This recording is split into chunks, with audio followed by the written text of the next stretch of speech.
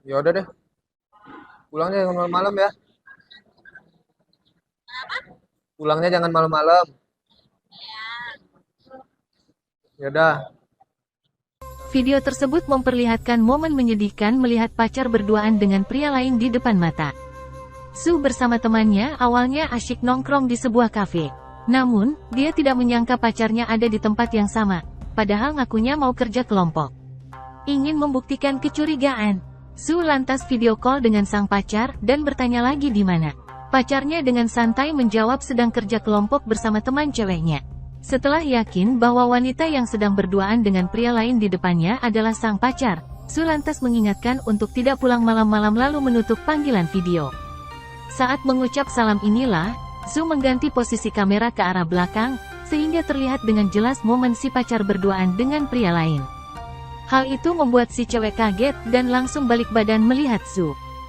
Dia bahkan sempat mengejar Su, yang terlanjur kecewa dibohongin.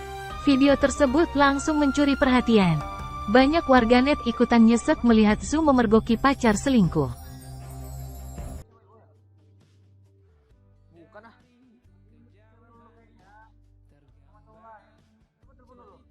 Kata dia kerja kelompok loh tadi.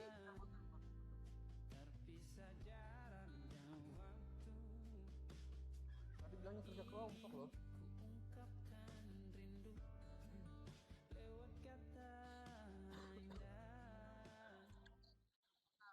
Halo, assalamualaikum.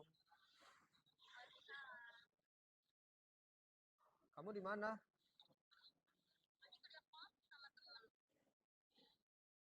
Hmm. Sampai jam berapa kerja kelompoknya? Jam berapa? Oh, temennya cewek semua. Ya udah deh, pulangnya jangan malam-malam ya. Pulangnya jangan malam-malam. Terima kasih sudah nonton. Jangan lupa like, subscribe, dan share ya.